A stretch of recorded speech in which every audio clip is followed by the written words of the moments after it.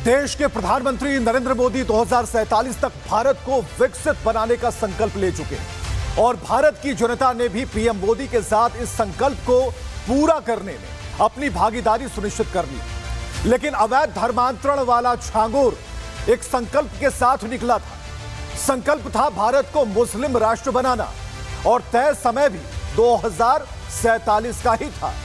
यह एक बड़ा खुलासा है, लेकिन इस खुलासे के खुल जाने से ज्यादा इस बात को लेकर चौकसी है कि छांगुर के पीछे कौन है, छांगुर का नेटवर्क कहां है, छांगुर ने अब तक कितनों को शिकार बनाया, छांगुर ने किसी वर्ग को सबसे ज्यादा टारगेट किया, यह सवाल है।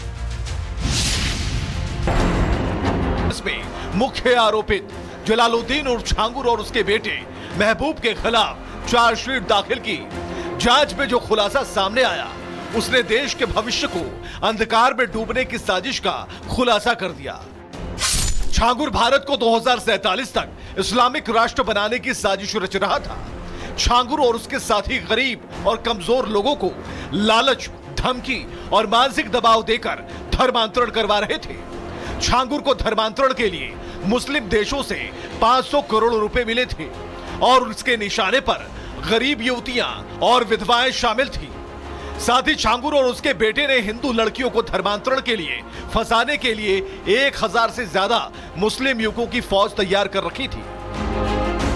एक गवाह ने एटीएस के अधिकारियों को बताया कि छांगुर ने उसके धर्मांतरण के बाद कहा था कि उसे जनसांख्यिकी धर्मांतरण के लिए बाहरी देशों से बड़े पैमाने पर आर्थिक मदद मिलती है। उसने यह भी कहा कि अपने प्रभाव से उसने बड़ी संख्या में हिंदुओं को इस्लाम धर्म कबूल कराया था। कोर्ट के सामने दर्ज कराए गए बयान में एक पीड़िता ने कहा कि छांगुर और उसके सहयोगी कहते थे कि वर्ष 2047 तक पूरे देश का इस्लामीकरण करना है। यह सिर्फ धर्मांतरण की साजिश नहीं, यह सिर्फ लफ्ज जिहाद की साजिश नहीं, यह तो देश के खिलाफ खुलेआम ऐलाने जंग था। 2047 जब देश अपनी आजादी के 100 साल पूरे करेगा, उसी 2047 को लेकर सबसे बड़ी साजिश रची जा रही थी। धर्मांतरण का मसीहा बना छांगुर देश को अंधकार और कट्टरपंथियों के हाथों सौंपने का सपना देख रहा था।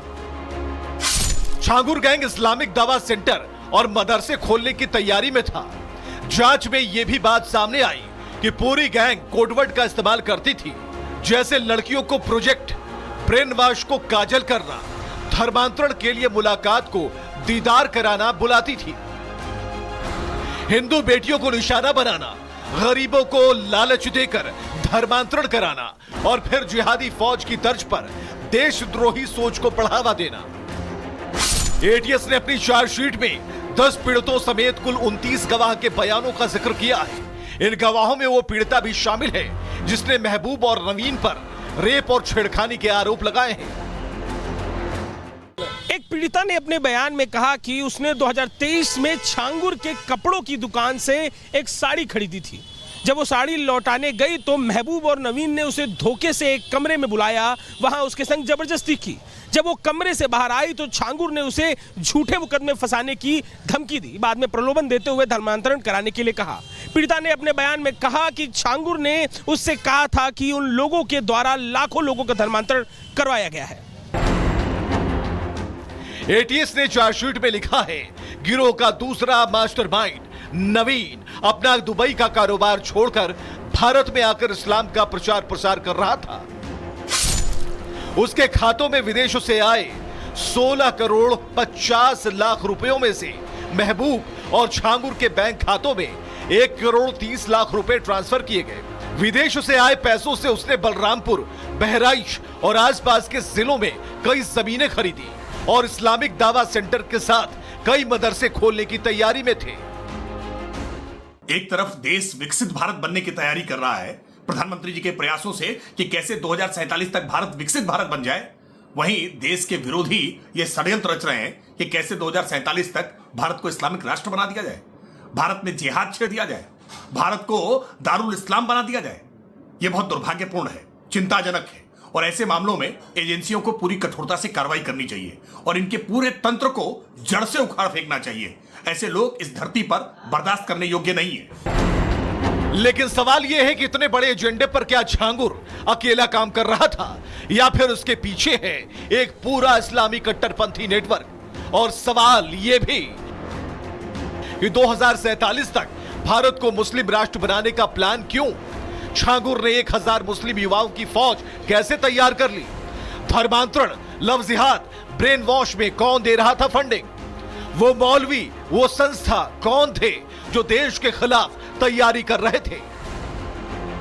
इस पूरे नेटवर्क के तार कहां जुड़े थे, इसका अंदाजा लगाना अभी बाकी है, लेकिन जो खुलासा सामने आया है वो देश को झकझोर देने वाला है। छांगुर अब सलाखों के पीछे है, लेकिन जो नेटवर्क उसने बनाया, जो सोच उसने फैलाने की कोशिश की, वो अभी भी जिंदा है।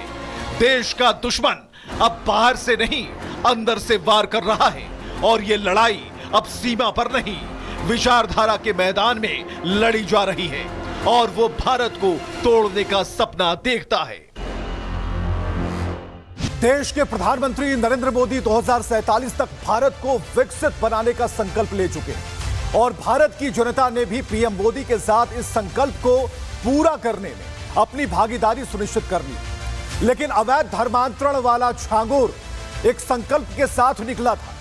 संकल्प था भारत को मुस्लिम राष्ट्र बनाना, और तय समय भी 2047 का ही था। यह एक बड़ा खुलासा है, लेकिन इस खुलासे के खुल जाने से ज्यादा इस बात को लेकर चौकसी है कि छांगुर के पीछे कौन है, छांगुर का नेटवर्क कहां है, छांगुर ने अब तक कितनों को शिकार बनाया, छांगुर ने किसी वर्ग को सबसे ज्यादा टारगेट किया, यह सवाल है। मुख्य आरोपित जलालुद्दीन उर्फ छांगुर और उसके बेटे महबूब के खिलाफ चार्जशीट दाखिल की। जांच में जो खुलासा सामने आया, उसने देश के भविष्य को अंधकार में डूबने की साजिश का खुलासा कर दिया। छांगुर भारत को 2047 तक इस्लामिक राष्ट्र बनाने की साजिश रच रहा था।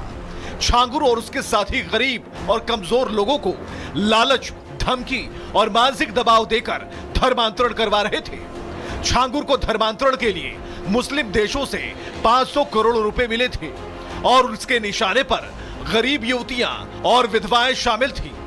साथ ही छांगुर और उसके बेटे ने हिंदू लड़कियों को धर्मांतरण के लिए फंसाने के लिए 1000 से ज्यादा मुस्लिम युवकों की फौज तैयार कर रखी थी। एक गवाह ने एटीएस के अधिकारियों को बताया कि छांगुर ने उसके धर्मांतरण के बाद कहा था कि उसे जनसांख्यिकी धर्मांतरण के लिए बाहरी देशों से बड़े पैमाने पर आर्थिक मदद मिलती है। उसने यह भी कहा कि अपने प्रभाव से उसने बड़ी संख्या में हिंदुओं को इस्लाम धर्म कबूल कराया था। कोर्ट के सामने दर्ज कराए गए बयान में एक पीड़िता ने कहा कि छांगुर और उसके सहयोगी कहते थे कि वर्ष 2047 तक पूरे देश का इस्लामीकरण करना है। यह सिर्फ धर्मांतरण की साजिश नहीं, यह सिर्फ लव जिहाद की साजिश नहीं, यह तो देश के खिलाफ खुलेआम ऐलाने जंग था। 2047 जब देश अपनी आजादी के 100 साल पूरे करेगा, उसी 2047 को लेकर सबसे बड़ी साजिश रची जा रही थी। धर्मांतरण का मसीहा बना छांगुर देश को अंधकार और कट्टरपंथियों के हाथों सौंपने का सपना देख रहा था। छांगुर गैंग इस्लामिक दवा सेंटर और मदरसे खोलने की तैयारी में था। जांच में यह भी बात सामने आई कि पूरी गैंग कोडवर्ड का इस्तेमाल करती थी, जैसे लड़कियों को प्रोजेक्ट, ब्रेन वॉश को काजल करना, धर्मांतरण के लिए मुलाकात को दीदार कराना बुलाती थी, हिंदू बेटियों को निशाना बनाना, गरीबों को लालच देकर धर्मांतरण कराना, और फिर जिहादी फौज की तर्ज पर देशद्रोही सोच को बढ़ावा देना। एटीएस ने अपनी चार्जशीट में 10 पीड़ितों समेत कुल 29 गवाह के बयानों का जिक्र किया है। इन गवाहों में वो पीड़िता भी शामिल है जिसने महबूब और नवीन पर रेप और छेड़खानी के आरोप लगाए हैं।